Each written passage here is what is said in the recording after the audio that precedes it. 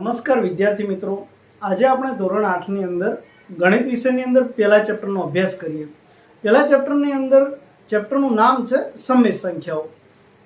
ધોરણ 6, 7 ની અંદર તમે ભણ્યા હશો સંખ્યાઓ વિશેની માહિતી, જેની અંદર તમારે પ્રાકૃતિક સંખ્યા, પૂર્ણ સંખ્યા અને પૂર્ણાંક સંખ્યા સુધી તમે ભણ્યા હશો. ધોરણ 8 ની અંદર તમારે સમય સંખ્યા વિશે ભણવાનું છે. ધોરણ 9 માં જશો તો સમય સંખ્યા પછી અસમય સંખ્યા અને વાસ્તવિક સંખ્યા આવશે, અને ધોરણ 10 માં તો વાસ્તવિક સંખ્યા ઉપર આખું ચેપ્ટર આવશે. તો આ જે સંખ્યા વિશેની માહિતી તો તમારે પરફેક્ટ હોવી જોઈએ. બીજી વાત કે સમય સંખ્યા છે એના આગળ કેટલી સંખ્યાઓ આવે એ આપણને માહિતી હોવી જોઈએ. તો સમય સંખ્યા આગળ આવશે તમારે સૌપ્રથમ પ્રાકૃતિક સંખ્યા, પછી પૂર્ણ સંખ્યા, પછી પૂર્ણાંક સંખ્યા અને લાસ્ટમાં સમય સંખ્યા. સમય સંખ્યા પછી પણ આવે છે, એ હાલ આપણે કરવાની નથી, જે ધોરણ 9 માં કરીશું. તો આપણે સમય સંખ્યા વિશેની માહિતી લઈએ અને એના આગળ જે સંખ્યાઓ આવે એનું એકવાર રિવિઝન કરી નાખીએ. તો નોટબુક લઈને તમારે બેસવાનું, જેથી કરીને જે ટોપિક નોટ કરાવો એ તમે લખતા રહેજો અને લાસ્ટમાં તમારે રિવિઝન મારવામાં કામ આવશે.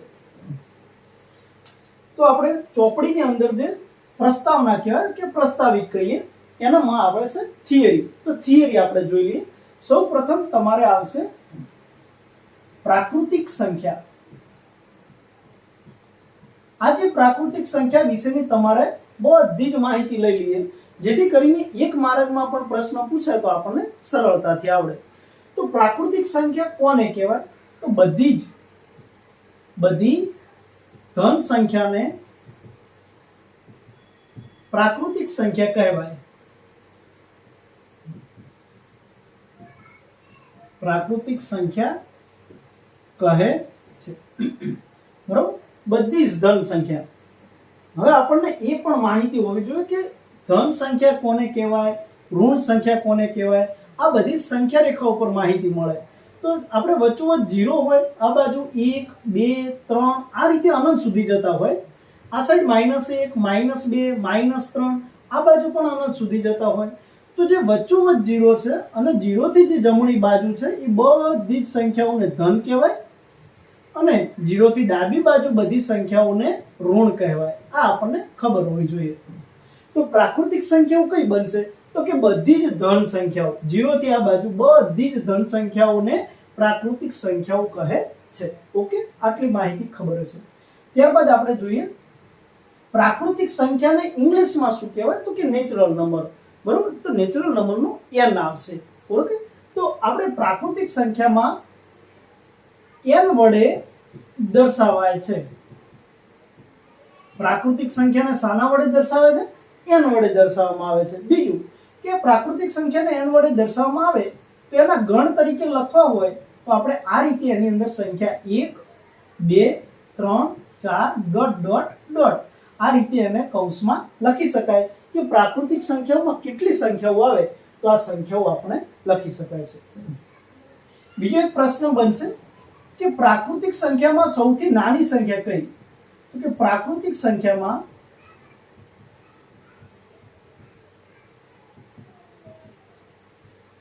સૌથી નાની સંખ્યા 1 છે. જો પ્રાકૃતિક સંખ્યામાં સૌથી નાની કઈ દેખાય છે? 1 દેખાય છે. બીજું કે પ્રાકૃતિક સંખ્યામાં સૌથી મોટી સંખ્યા અનંત આવશે. બરોબર? આ જે પ્રાકૃતિક સંખ્યા છે શરૂઆતમાં 1 છે તો સૌથી નાની તો 1 થઈ, અને સૌથી મોટી કે તો મોટી આપણે છેડો મળતો નથી, તો મોટી સંખ્યા કઈ બનશે? અનંત સુધીની મળશે. તો આટલું તમારે નોટબુકમાં લખી દેવું. ત્યારબાદ બીજો પ્રકાર આપણે સ્ટાર્ટ કરીએ, પૂર્ણ સંખ્યા. ઓકે, હા, પૂર્ણ સંખ્યા કોને કહેવાય? તો પૂર્ણ સંખ્યામાં જે પ્રાકૃતિક તો હતી એનું એ જ પ્લસ એની અંદર 0 ને એડ કરવાના. તો 0, 1, 2, 3 થી બધી જ સંખ્યાઓને પૂર્ણ સંખ્યા કહેવાય. જેમ કે આ પ્રાકૃતિક સંખ્યામાં આપણે ધન કીધા હતા, તો પૂર્ણ સંખ્યામાં 0 થી બધી ધન. બરોબર? તો આને કહેવાય પૂર્ણ સંખ્યા અને આને કહેવાય પ્રાકૃતિક સંખ્યા. ઓકે, તો આને લખવી હોય વ્યાખ્યા સ્વરૂપે તો કે બધી ધન અને શૂન્ય સંખ્યાના સમૂહને પૂર્ણ સંખ્યા કહે છે. કઈ સંખ્યા એ કે બધી ધન સંખ્યા અને બધી શૂન્ય, ધન અને શૂન્ય આ બંનેને આપણે જો ભેગી કરવામાં આવે તો એ સંખ્યા પૂર્ણ સંખ્યા બને. અને આ પૂર્ણ સંખ્યાને ઇંગ્લિશમાં whole નંબર કહેવાય છે. તો whole માટેનો શરૂઆતનો અક્ષર કયો આવશે? W. તો એને દર્શાવવું હોય તો કે W વડે દર્શાવાય છે. ઓકે. બીજું આની અંદર જેમ આમાં ટોપિક લખ્યા એના જ ટોપિક લખીએ તો કે W બરાબર કઈ સંખ્યાઓ આવશે? તો કે 0 1 2 3 4 ડોટ ડોટ ડોટ. ઓકે. અને આપણે ગણ તરીકે લખ્યા અને એના પછી જો મુદ્દો લખવો હોય તો કે પૂર્ણ સંખ્યામાં સૌથી નાની પૂર્ણ સંખ્યા કઈ આવે? તો સૌથી નાની પૂર્ણ સંખ્યા 0 આવશે. તો લખીએ સૌથી નાની પૂર્ણ સંખ્યા 0 છે. ઓકે. તો આ હતી આપણે બધી પૂર્ણ સંખ્યાની માહિતી. હવે આપણે આવશે ટોપિક પૂર્ણાંક સંખ્યા. તો આ તમારા નોટબુકમાં નોટ કરી નાખો અને આને હું રફ કરું છું.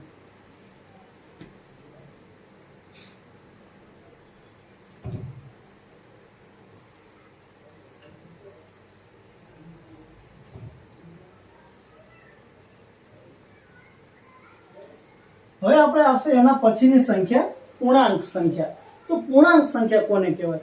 જો પ્રાકૃતિક સંખ્યામાં બધી ધન લીધી, પૂર્ણ સંખ્યામાં 0 થી બધી ધન લીધી, પૂર્ણાંક સંખ્યામાં ધન આવશે, શૂન્ય આવશે અને બધી ઋણ પણ આવશે.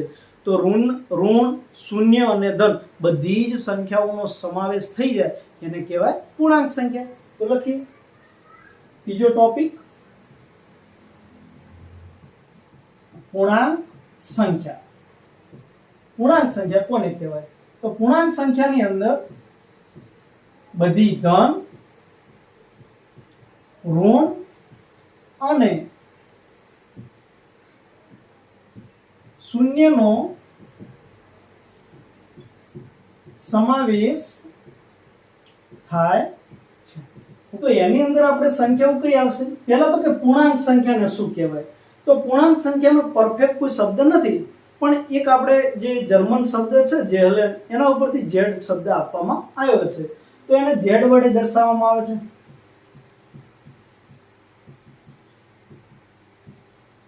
ઓકે. અને આના આપણે ગણ લખવા હોય તો કયા આવશે? તો કે બધી ધન, ઋણ અને શૂન્ય. તો પહેલા ડાબી બાજુ કઈ આવશે? ઋણ. જેમ કે ડોટ ડોટ ડોટ -3 -2 -1 પછી આવશે શૂન્ય, ત્યારબાદ 1 2 3 ત્યારબાદ ડોટ ડોટ ડોટ. આ રીતની બધી સંખ્યાઓને z વડે દર્શાવવામાં આવે છે અને z ને આપણે પૂર્ણાંક સંખ્યા કહેવાય છે. હવે આના જે બે ટોપિક નહીં બને. કયા બે ટોપિક? તો કે ભાઈ સૌથી નાની પૂર્ણાંક સંખ્યા કોઈ આવશે જ નહીં કારણ કે અનંત સુધી જાય છે. સૌથી મોટી કોઈ પૂર્ણાંક સંખ્યા નહીં આવે કારણ કે એ પણ અનંત સુધી આવશે. તો પૂર્ણાંક સંખ્યામાં સૌથી નાની અને સૌથી મોટી સંખ્યાઓ આવતી નથી. ઓકે. તો પૂર્ણાંક સંખ્યા આટલા સુધી રહેશે. આ જે સંખ્યાઓ તમારે પરફેક્ટ યાદ રાખવી પડશે કારણ કે આના પછીના જે ટોપિક આવે છે કે સંવૃત્તાનો ગુણધર્મ, ક્રમનો ગુણધર્મ, જૂથનો ગુણધર્મ અને વિભાજનનો ગુણધર્મ. આ બધા ગુણધર્મોમાં આ સંખ્યાઓનો સમાવેશ થશે અને આના ઉપરથી જ આપણે જે આગળ શીખવાનું છે ચેપ્ટર. અને આ આવડશે, 9મામાં પણ આવડશે. તો ખાસ ધ્યાન રાખજો આ સંખ્યાઓમાં. ચોથો પ્રકાર જે લાસ્ટ તમારો જે ચેપ્ટરનું નામ જ છે સંખ્યા, સોરી સમય સંખ્યા. કયું આવશે? સમય સંખ્યા. ઓકે. સમય સંખ્યાને આ રીતે ના લખાય કે બધી ધન, ઋણ, શૂન્ય એ તો બધું સમય સંખ્યામાં તો આવશે, પણ સમય સંખ્યાની પરફેક્ટ વ્યાખ્યા છે તો કે જે સંખ્યામાં p પૂર્ણાંક અને q શૂન્યતર પૂર્ણાંક, p પૂર્ણાંક હોય અને q શૂન્યતર પૂર્ણાંક એવી બધી સંખ્યાઓ જેને p ભાગ્યા q સ્વરૂપે લખી શકાય તેને શું કહેવાય છે? સમય સંખ્યા કહે છે.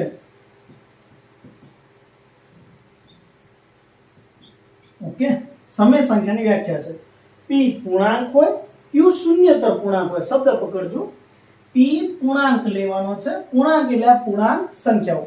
p બધાય પૂર્ણાંક સંખ્યામાંથી લેવાના. તો પૂર્ણાંક સંખ્યામાં કેવી સંખ્યાઓ આવે? ધન, ઋણ અને શૂન્ય. તો p બધાય હશે ધન, ઋણ અને શૂન્ય. q કેવો હશે? તો કે q શૂન્યતર પૂર્ણાંક હશે. શૂન્યતર પૂર્ણાંક એનો મતલબ એવો થાય કે શૂન્ય હોવો જોઈએ નહીં. ઓકે, શૂન્યતર પૂર્ણાંક યાદ રાખવાનું, શૂન્ય ન હોવો જોઈએ.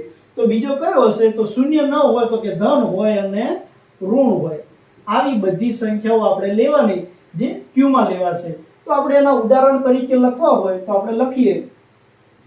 ઓકે, તો ઉદાહરણમાં લખીએ જેમ કે 2/3 -2/3 0/1 5/3 આવી ઘણી બધી સંખ્યાઓનો સમાવેશ સમય સંખ્યામાં થાય. જો 0/1 લીધા પણ કેવો ના હોવો જોઈએ? 1/0 ના હોવો જોઈએ.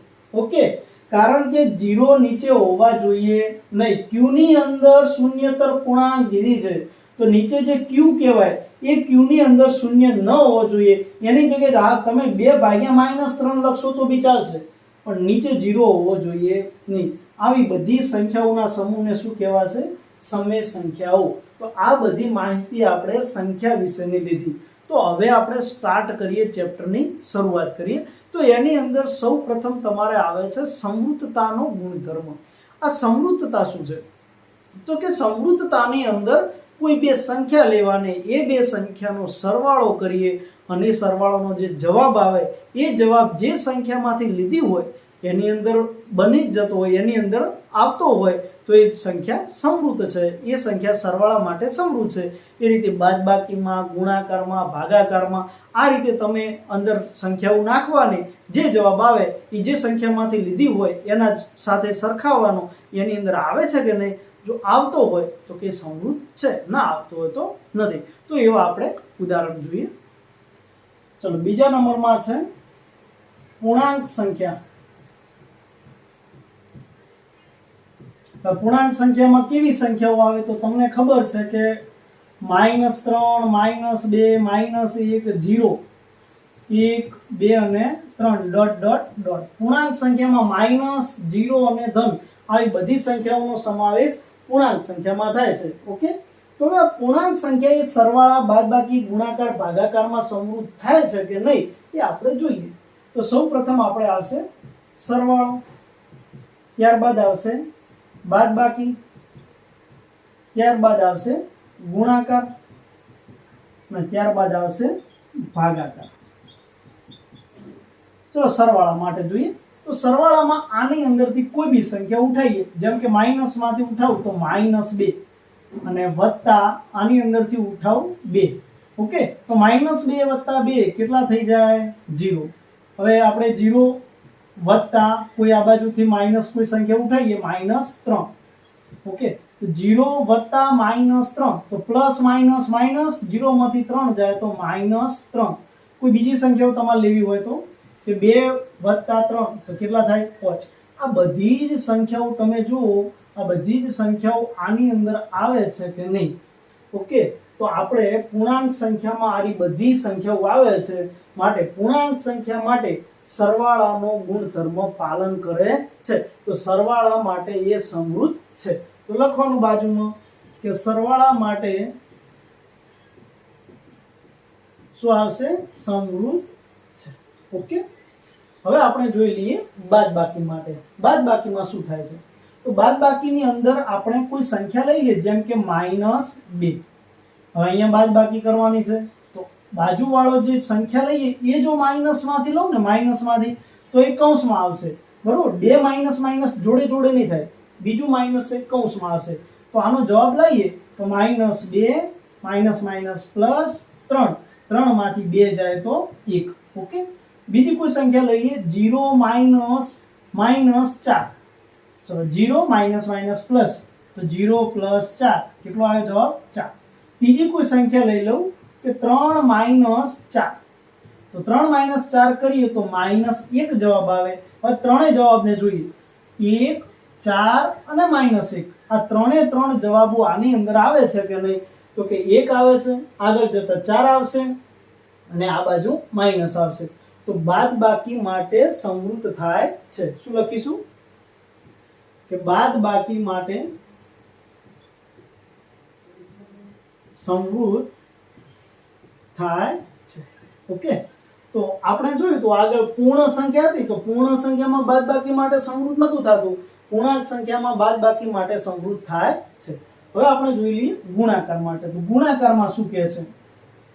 જેમ કે 0 ગુણ્યા -3 તો જવાબ થઈ જાય 0. -2 ગુણ્યા -2 તો માઇનસ માઇનસ પ્લસ 2 દુના થઈ જશે 4. જેમ કે ત્રીજું સંખ્યા લઉં 3 ગુણ્યા -4 તો 4 તરી 12 પણ -12. હજુ 0 4 -12 આ બધી જ સંખ્યાઓ આની અંદર આવે છે. ઓકે, જેમ કે તમે એમ કહેશો કે સાહેબ -12 આ બાજુ નહીં દેખાતા, પણ આગળ બટી હેડશો ને એટલે તમારે -12 આવી જશે. આ બાજુ 4 તો 4 નહીં દેખાતા, જમણી બાજુ જશો એટલે તમારે 4 પણ આવી જશે. તો ગુણાકાર માટે સંવૃત થાય છે. લખવાનું કે ગુણાકાર માટે સંવૃત થાય છે. હવે આવે છે લાસ્ટમાં ભાગાકાર. તો ભાગાકારમાં આપણે પહેલા લીધું એ જ ઉદાહરણ લઈ લઈએ કે 5/8 4/5 -2/3 કોઈ પણ સંખ્યા લો અને એનો ભાગાકાર થાય નહીં, અને એ સંખ્યાઓ છે એ આની અંદર આવતી નથી, માટે ભાગાકાર માટે સંવૃત થશે નહીં. શું લખાશે? કે ભાગાકાર માટે સંવૃત થશે નહીં.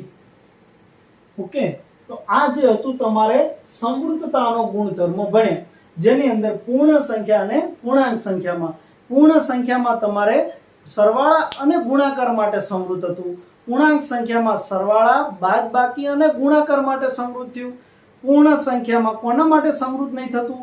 તો કે બાદબાકી અને ભાગાકાર માટે સંવૃત નહીં થતું. તો પૂર્ણાંક સંખ્યામાં કોના વડે સંવૃત નથી થતું? તો પૂર્ણાંક સંખ્યામાં ભાગાકાર માટે સંવૃત નહીં થતું. તો આ રીતે તમે કહેવાય ને કે સંવૃતતાનો ગુણધર્મ ભણ્યા. આના પછીના વિડીયોમાં આપણે ક્રમનો ગુણધર્મ, જૂથનો ગુણધર્મ ભણીએ. Okay, thank you.